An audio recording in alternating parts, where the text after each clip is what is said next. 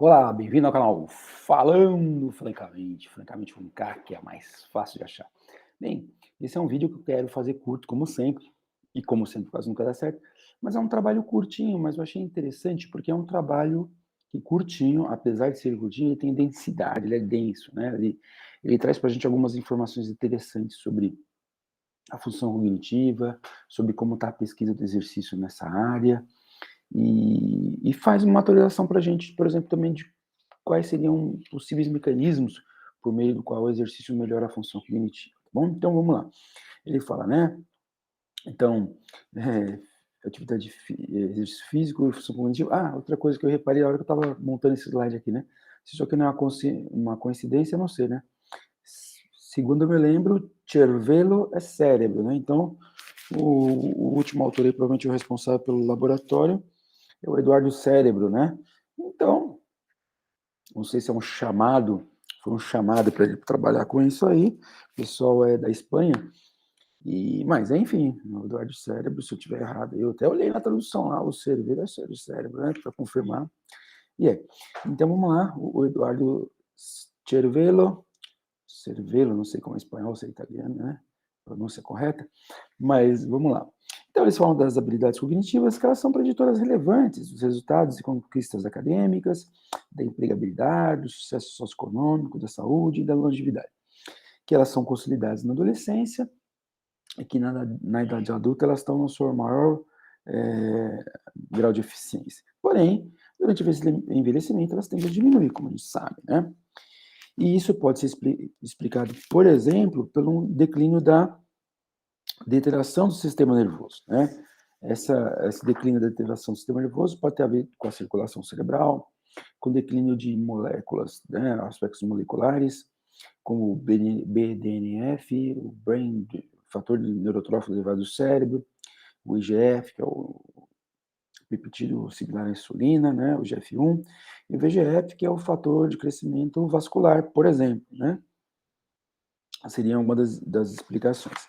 E aí, indo um pouco mais específico nesse declínio, ele fala que esse declínio pode ser explicado pela degradação do sistema nervoso central, claro, né? E aí ele fala mais especificamente de uma coisa estrutural, por exemplo, diminuição do volume do cérebro no lobo frontal, parietal, temporal, né? Como eu já falei que isso parece estar ligado também ao fluxo cerebral. E aí no lobo temporal medial, por exemplo, tem uma redução de onde está o hipocampo, né? E aí, esse hipocampo também, que está ali no lobo temporal medial, o hipocampo, tem várias pesquisas mostrando que ele diminui, segundo eles. E aí ele lembra para a gente que o hipocampo está ligado, né, à memória declarativa, né, e essa memória declarativa, basicamente, ela pode ser distinguida em semântica e episódica. Bem, a semântica está mais relacionada à questão do tempo, do espaço, tem mais a ver com aqueles fatos que acontecem com a gente e a semântica, mais com o nosso conhecimento da linguagem, do mundo, né? Esse tipo de coisa. E aí ele fala rapidamente que o Alzheimer afeta muito a episódica e por aí vai. Mas, basicamente, então, ele chega num ponto e fala assim, olha, o declínio cognitivo afeta várias áreas da vida, né? Mas que esse declínio não é igual, uniforme para todo mundo e que alguns fatores podem afetar. E aí que eles têm visto, as pesquisas mostram que a atividade física, o exercício físico é um fator que influencia nessa velocidade de declínio, mas no sentido positivo, diminuindo esse declínio, né?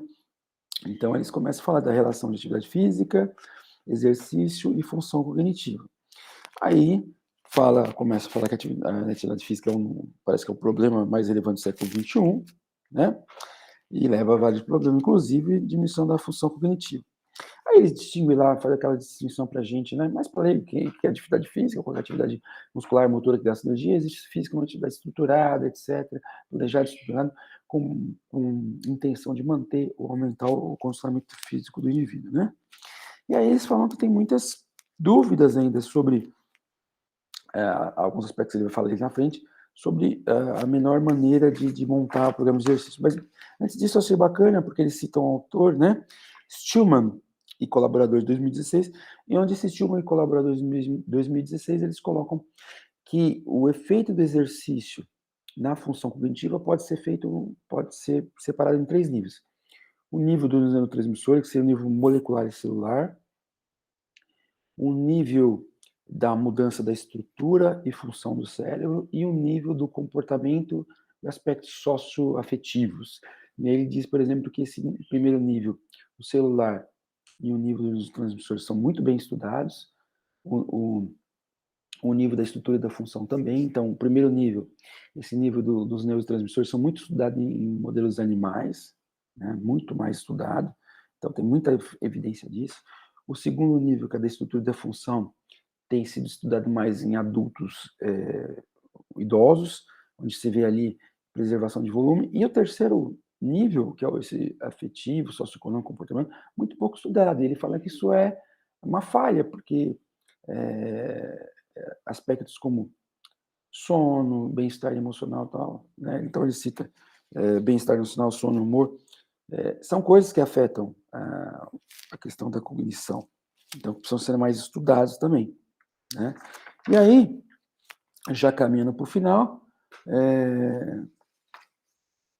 então ele vai falar de que além dos 3 níveis, a gente precisa entender, então, outras coisas para prescrever, não só o mecanismo, mas eu preciso de ferramentas para prescrever isso na prática. Então, ele fala daquele acrônimo FIT, né, que é frequência, intensidade, tempo, tipo e tempo, ou tempo e tipo, né?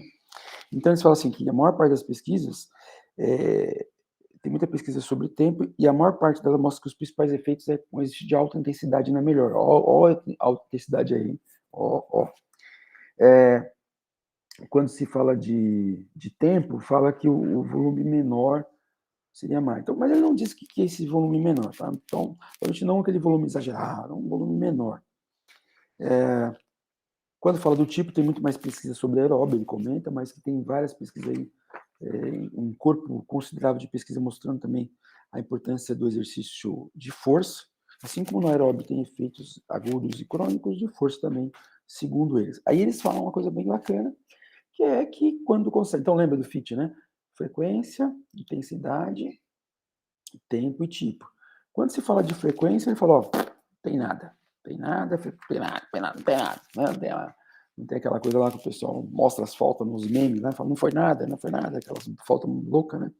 Então, ele fala assim: ó, falha completa, completa, falha completa e absoluta sobre o conhecimento sobre frequência, né? E aí, ele fala outras coisas, que a maior parte dos estudos ainda são feitos em idosos ou crianças, falta estudo sobre adolescentes e jovens, tem algumas dúvidas quanto a sexo, porque alguns estudos mostram que naquela parte molecular, parece que o BDNF aumenta mais no homem do que na mulher, por outro lado, tem estudos sobre esse agudo que parece que na mulher tem mais benefício.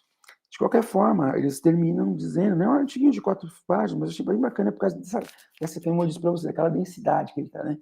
Que é preciso resolver essas questões justamente para melhorar nas prescrições individualizadas sobre exercício e função cognitiva. E eu pus essa figura para terminar porque eu achei ela bonita.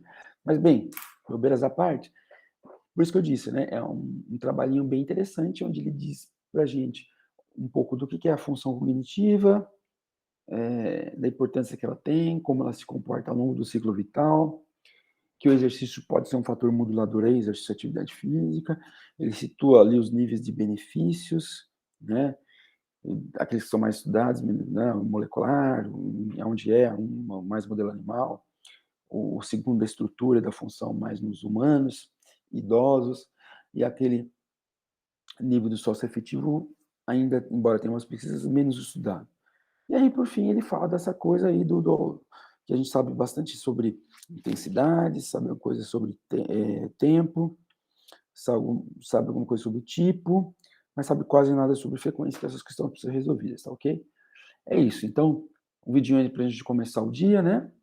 Curte, comente, como é que é? Tem o pessoal fala, né? Triplo C, curte, comente, compartilhe, deixe seu like aí pro canal, se inscreva no canal, chame seus amiguinhos e até um próximo vídeo. Tchau, tchau.